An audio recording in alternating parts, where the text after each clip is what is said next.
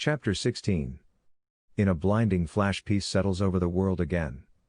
On Monday, August 6, 1945, President Truman announced that a B-29 bomber had dropped an atomic bomb on Hiroshima, Japan.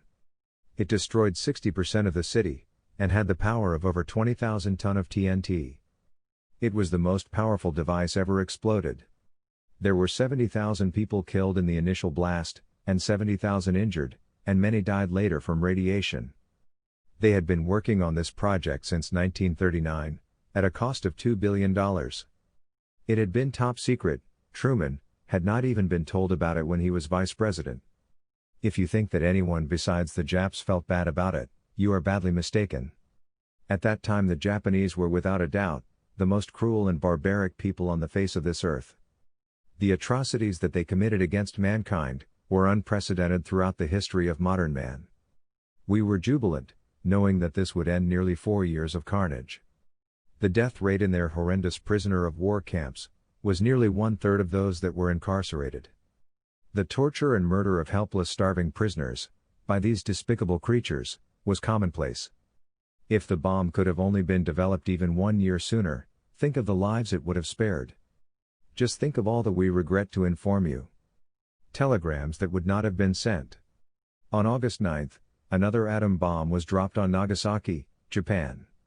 Truman warned the Japs that the first use of the weapon was just a warning of things to come, and that the United States would continue to drop more bombs until we completely destroyed Japan's ability to make war. The second bomb destroyed 30% of the city's industrial area, including the big Mitsubishi Steel and Iron Works.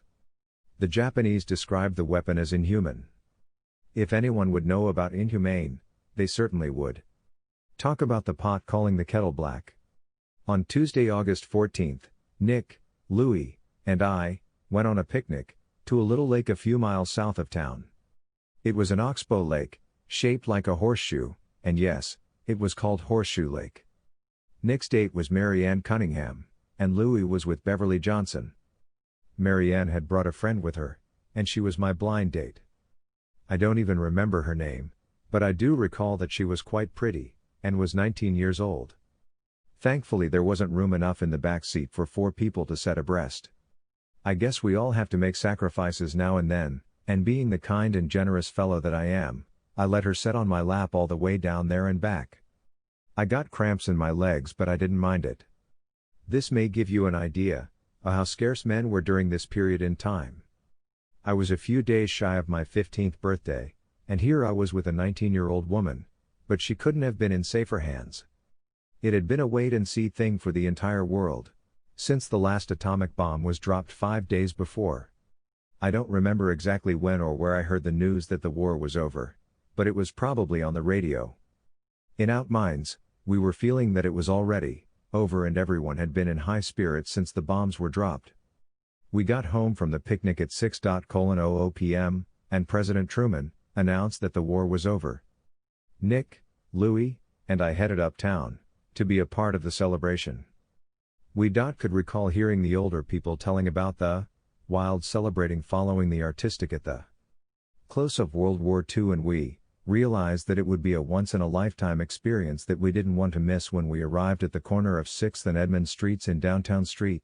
Joseph, people were singing, hugging, shouting, and car horns were blowing. There was a continuous parade of cars, with people riding on the running boards, and one was straddling the hood, like it was a horse. I saw a fellow riding on the roof of a car waving an American flag.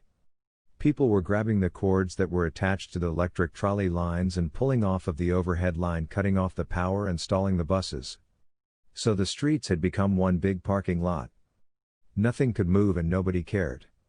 The light and power company notified their drivers that weren't downtown to remain at the other end of the line until things got back to normal again. Women were grabbing, hugging, and kissing anyone in military uniform. If I could have been just a little bit older and bolder, wow.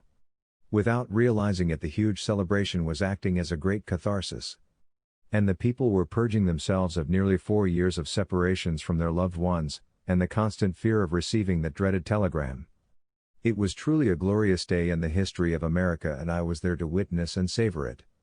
The Japanese had nothing but disdain for the Geneva Accords, and were war criminals of the worst kind. In contrast, the prisoners of the Germans fared much better, their death rate was about 2%. However, the Nazi Germans during the Holocaust of the Jews, murdered 5 million of their fellow human beings. Tom Johnson thought that he would never return home alive, but at last, after 3.5 years, on September 2, 1945, he was repatriated. He was a mere shadow of the big robust man that he was before his imprisonment. He weighed 80 pounds and had to be carried out of the brig. He would never be quite the same again, neither physically or emotionally. Even though he did serve with distinction, as a member of the St. Joseph Police Department and attained the position of AST. Chief of Detectives. He also received several high awards, or heroism during a long and distinguished career as a police officer. Another Marine Corps League friend and his wife, had a very interesting and unique story to tell me. Al Cito had joined the Marine Corps prior to World War II and was stationed in China. He met and married an English girl named Iris. She had came to China with her parents. Her father was involved in the oil industry and he may have been a geologist. On the day Pearl Harbor was attacked, Al was stationed with a small detachment of Marines. That morning, not unlike Tom Johnson's story, they awoke to find the garrison surrounded by Jap troops, and he became a prisoner of war. His father-in-law had been sent out of the country on business on that fateful day. His wife and daughter had boarded a ship with plans to join him. As the ship was attempting to leave the harbor, the Japs intercepted it and they became prisoners of war. Al's wife and mother-in-law were incarcerated together, and Al would not see them or his father-in-law until the war ended. They somehow survived to tell their story. Al remained in the Corps, and retired as a master sergeant, and like Tom Johnson, he also belonged to our Marine Corps League detachment. Al worked in sales for KQ2 television in St. Joe. Like many of the former pals of the Japanese, he was a middle-aged man when he passed away. Several years later I had the privilege to become acquainted with another interesting fellow, when I was a patient at the Veterans Hospital in Kansas City. I believe his last name was August, but I am not sure. He had been taken prisoner on Corregidor Island, in the Philippines, and was one of the unfortunate men who were forced to take part in the Bataan Death March. He told me that during the march, his sadistic captors tied him to a post and left him in the searing heat of the tropical sun, all the while taunting him with water but refusing to give him a drink. At some point during his years of captivity they cut off both of his nipples with a bayonet and shot him in the calves of both legs. He then proceeded to show me the scars. He was suffering from cancer. One day he was sent down to see a specialist. When he returned he told me that when he entered the doctor's office, he was surprised to find that the specialist was a damn Jap. He said that when he spoke to him in Japanese the doctor asked him where he had learned to speak it. He said in one of your damn prison camps. After hearing this, the doc became a little apprehensive and the examination was concluded shortly after it had begun. He went on to tell me that after he was captured, he was transported to Japan and placed in a hellhole prison and placed on starvation rations. His place of imprisonment was near to the city of Hiroshima. He remained there until the atomic bomb that ended the war was dropped. It was believed that radiation from the bomb may have caused the cancer that he was being treated for. He told me that his brother Jan August, I am not sure about this name, was a nationally known piano player. He also told me that after he was released from the Marine Corps and had regained some of his health, he went to work for a construction company in California.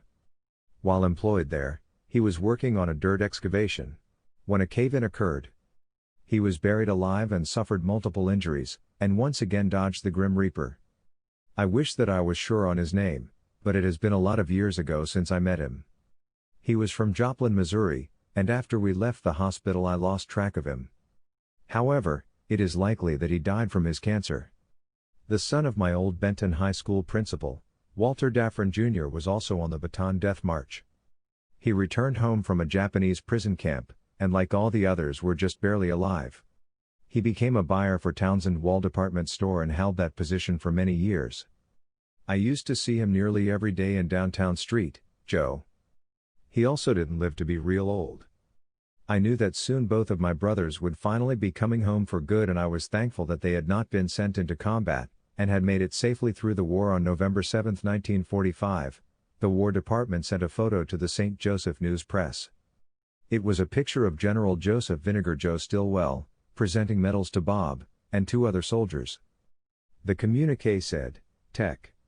Sergeant Robert L. Jarrett, son of Mr. and Mrs. Lester Jarrett, was awarded the Bronze Star Medal for meritorious service in supervising all radio communications in the China Theater headquarters at Chongqing.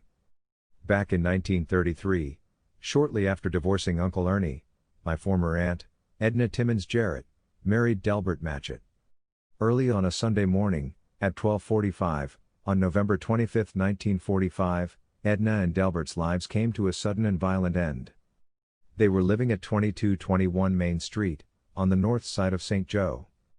Their next-door neighbor, 51-year-old Charles Teed's house was at 2225 Main, and only about 15 feet separated the two houses. Believe it or not, the incident that destroyed 4 people and badly damaged the lives of 14 children, stemmed from a dispute over one of the Teed children. Teed alleged that one of his kids threw a walnut that hit one of the Matchett children. He also alleged that 5 or 6 weeks prior to the tragedy, there was another incident in which Matchett went into the Teeds' yard with a flashlight and a gun, looking for the Teed dog. Teed said that on Saturday afternoon he went to visit a friend Everett Fritz, about a fishing trip, and afterwards played pool for a time and also drank some beer. He estimated that he drank 8 or 9 glasses, and declared that he was not intoxicated. His wife also said that he was not intoxicated when he arrived home. I have yet to meet a drunk that would admit to being intoxicated, and you can usually double the volume that they said they had drank. He further stated that as he was making his way up the stairs at the front of his house, he heard someone in the Matchett house say that he had a gun, a .38, and he heard a gun click. He said he ran low around the side of his house and entered his home by the back door. He told his wife to call Matchett up and tell him that if we are going to have a fight we had just better have it right now. And was said to have ran out the door. It was later determined that Teed made the call, and not his wife. She looked up the phone number for him. A friend of the Matchetts, 21-year-old Lita Rogers of Hamilton, Mo., was visiting them on that fatal night. She said that Edna answered the phone, and that she called her husband to it. He said that the man on the phone said something about some shooting going on out there. He wanted to call the police, but Edna talked him out of doing that. Delbert Matchett's brother, Chief Petty Officer Fred Matchett, a decorated Navy man home on leave, was also there. Delbert told his brother, "Let's go out there and see what's going on." The brothers stepped out on the porch, and Edna followed them. Teed opened up with his shotgun. Delbert fell a few feet from his porch, his brother fell on the porch step, and Edna lay dead on the porch. According to Miss Rogers, Teed's name, or any trouble with him had not been mentioned during the course of the evening. Mrs. Adria Teed said that her husband came home and woke her and asked her to look up the Matchett's telephone number. "He had the gun before I was hardly awake. He told Matchett to come out in the yard. You've threatened for the last time." She told him, "Charlie, come back in the house." He didn't. Charles Teed said that he never saw the Navy man before in his life, and had no idea who he was. He said it was too dark to recognize anyone. Delbert, who was 44 and Edna 37, left a son 12, and a daughter 10. They became orphans that night. Fred Matchett left a wife, 3 daughters, and a son, without a husband and father. Teed had 7 children and a stepson. He had 6 at home, ranging in age from 4 to 17. Many years later I became acquainted with his son, who grew up to become a successful businessman. At the time of the tragedy he was 11 years old. He never mentioned who his father was, and neither did I. Another friend of mine told me that at the time, he was attending grade school with the boy, and the other kids made it awfully hard for the little fellow. Little kids can be very cruel without realizing it. What a terrible night that was, with so many lives destroyed and ruined, and all because of a drunk with a violent temper. This was not the first time he had killed. In 1917 he shot and killed his sister's 32-year-old husband. He pleaded self-defense and got away with it. The moral of the story is, if you beat the system once, then why not again? This time it did not work. He was executed in the gas chamber at the Missouri State Penitentiary, May 19, 1950. My brother Bob made it home for Christmas in 1945. I'm not sure of the date. He had not been home for 2 years and he had a baby sister who was nearly 2 years old that he would see for the first time. He and Joyce immediately started making preparations for their wedding that would take place the following month. The ceremony was performed by candlelight the evening of January 20, 1946, in the Wesley Methodist Church. Dr. E.L. Robeson read the nuptial service before an altar banked with palms, huckleberry, white gladioli and pink snapdragons. The chapel was lighted by 12 white tapers arranged in twin candelabra.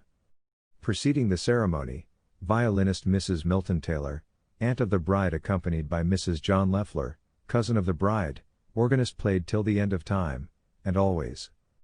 They also played the traditional wedding marches. During the ceremony, Mrs. Harry Stuffer sang Ah, Sweet Mystery of Life, with violin and organ accompaniments. Miss Nancy Roberts, Reese, was maid of honor.